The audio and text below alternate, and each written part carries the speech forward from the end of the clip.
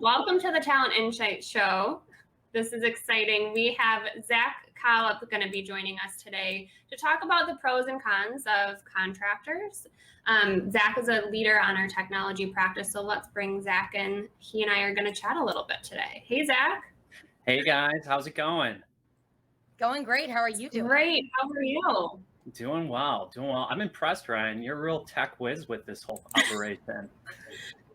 I mean, at this point, you might as well place me with one of our clients, right? Like my tech skills are top tier. They're I've up got some there. That contractor production positions for change you. was top notch.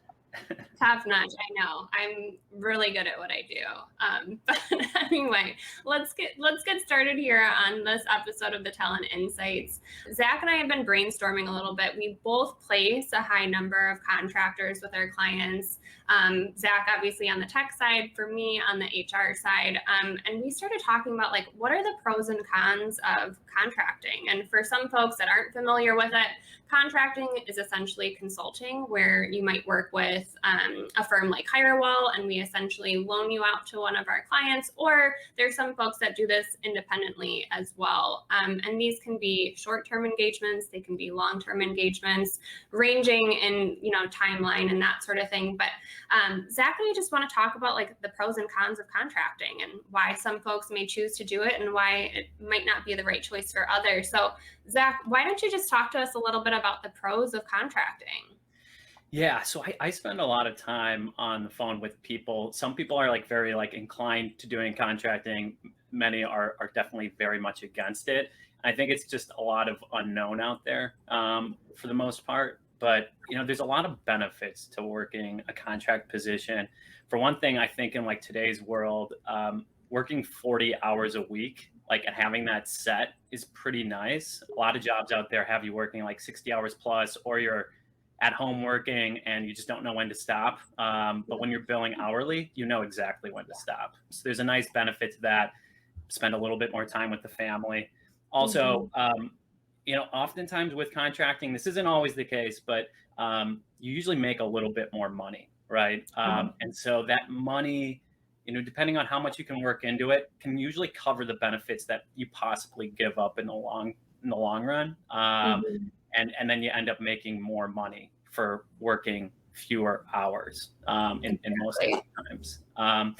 Also, there's like a lot quicker of a process of getting through like the interview process. Usually it's like 1 to 2 steps and quicker decisions.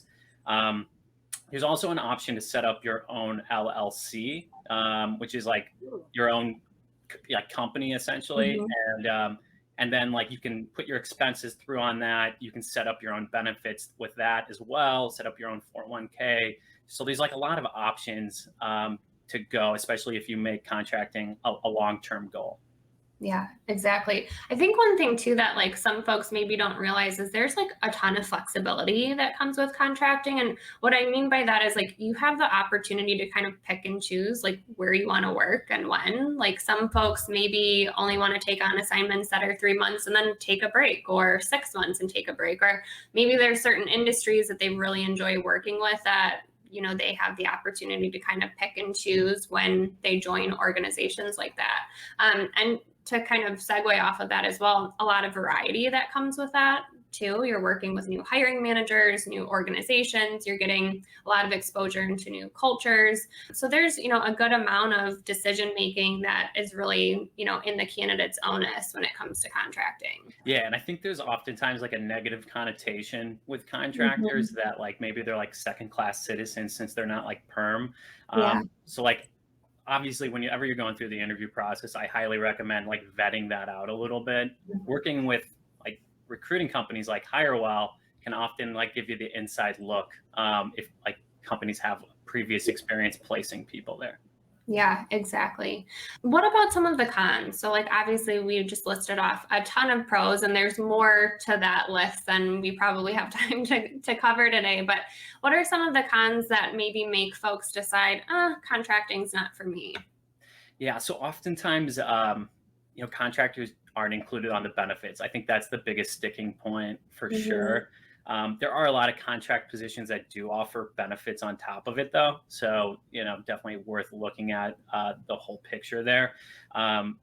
but yeah, I mean, lack of benefits, lack of like paid time off are like the big ones, I would say. When I'm thinking about cons to contracting is we can never ensure that a contract will run the entire length that, we think it will. So, those can sometimes end pretty abruptly. In most cases, organizations try to give 2 weeks notice, but, you could think you're going into a 6-month long engagement and maybe funding's lost and it ends at 3. So that can be one of the cons as well. Yeah.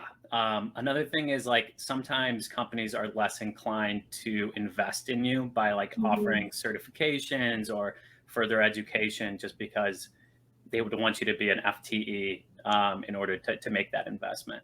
Yeah, there's a little bit less influence, I would say, too. Like the impact that you're having on the business, depending on the level, right, that you're coming in at, could be a little less than if you were a full-time employee because, the time that you have to really impact change is just going to be more minimal. Yeah, but on the flip side too, I do see a lot of times where they're like looking to bring in like some subject matter expert that can come in and like Exactly. make a big impact in like 6 months to a year, and then let that person go because maybe they're very expensive. True. Yeah. I think that, between the list of pros and cons, it can kind of flip flop depending on, the variety and differences in contracts and the level somebody's coming in at. So it can be, I think, a really interesting thought process. And it's pretty personal to people too, to decide whether or not it's right for them. Yeah, no, absolutely. And I actually did a poll last week on this just to kind of get a consensus of like what people on my LinkedIn were thinking about this. And I did ask the question a little bit more leaning towards like probably contracting is good. The question was, would you consider a contract position if it meant significantly higher compensation but no benefits? Mhm. And the response, actually came back a little bit surprising to me. Only 56% said no, the benefits are too important. And then 44% said, yes, show me the money. Yeah. Interesting. Yeah, I know. I thought that was, I thought it was going to come back closer to like 70% saying no, but Yeah, true. Well, I think one of the things we're recognizing too is like contracting can be an option for anybody at any stage in their career. So folks that are maybe, younger can stay on their family's benefits, or even, maybe their partner has great benefits and they're on theirs. Like that gives them a lot more options in terms of deciding whether or not, they can take the money or need the benefits.